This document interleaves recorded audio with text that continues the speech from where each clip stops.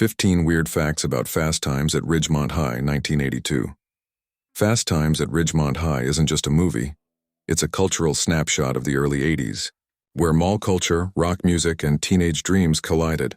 Released in 1982 and directed by Amy Heckerling, this film gave us the stoner legend Jeff Spicoli, the unforgettable red bikini scene, and a cast packed with soon-to-be Hollywood icons. But behind the laughs, the sun-soaked high school halls, and the sound of the go-go's, there's a treasure chest of bizarre, fascinating facts that even die-hard fans might not know. So grab your surfboard, your Walkman, and maybe a slice of pizza, because we're about to head back to Ridgemont High and uncover 15 weird and wonderful facts that made this film a cult legend. Cameron Crowe went undercover as a teen before Fast Times was a film. It was a book.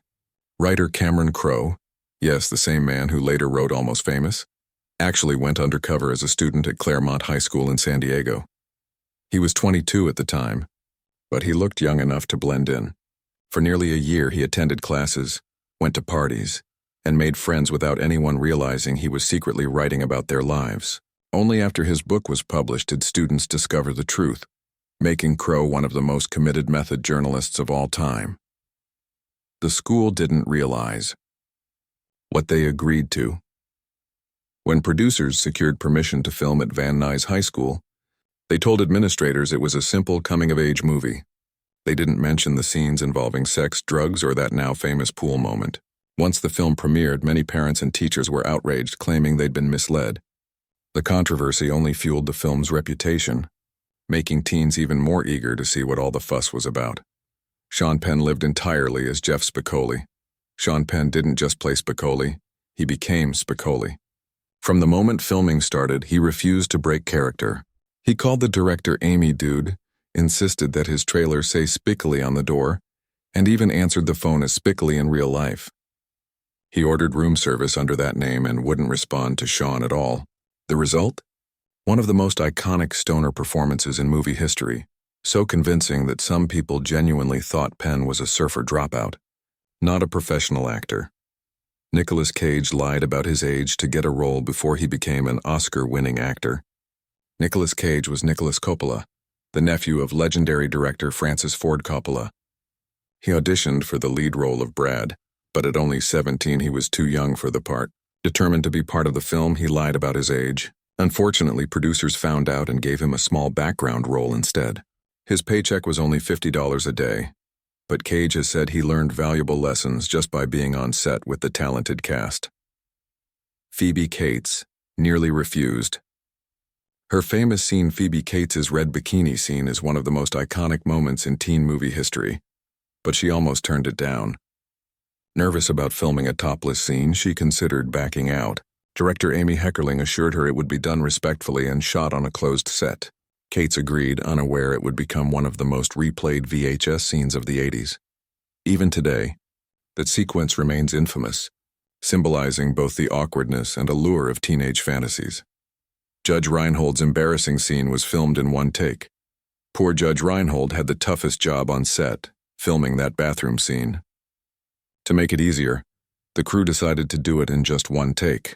Reinhold later admitted it was one of the most awkward moments of his career, but his genuine discomfort made the scene hilariously authentic. Fun fact, Reinhold even brought his own prop uniform from a real fast food job he once had, adding another layer of realism. Forrest Whitaker didn't have a driver's license. In the movie, Whitaker plays Charles Jefferson, a tough football player with an incredible car, a sleek 1979 Chevrolet Camaro Z28.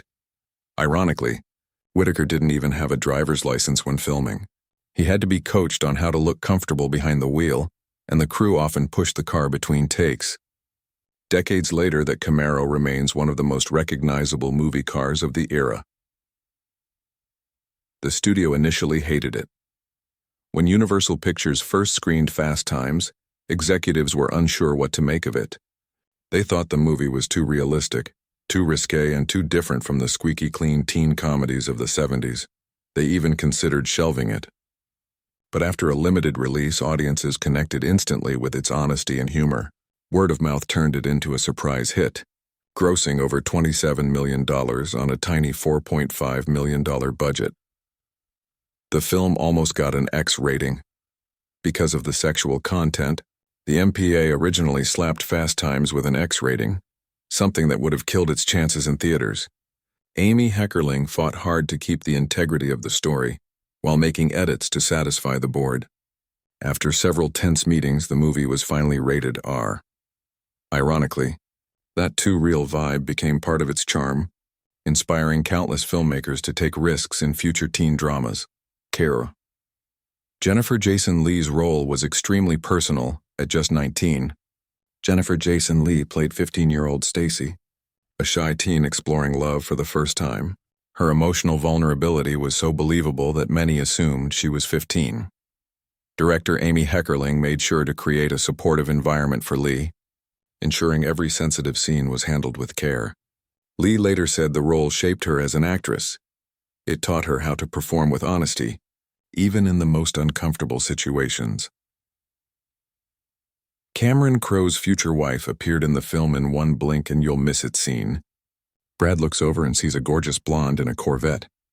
That woman, Nancy Wilson, guitarist for the rock band Heart, and Cameron Crowe's future wife. They met on set and later married, forming one of the most iconic music film relationships in Hollywood. Wilson even composed songs for Crowe's later movies, including Almost Famous. The mall became a real character. The Sherman Oaks Galleria wasn't just a filming location, it became the heartbeat of the movie. Many of the mall's stores allowed filming during real business hours, meaning some extras were actual shoppers. The Galleria later appeared in Terminator 2 and Commando, solidifying its status as an 80s pop culture landmark.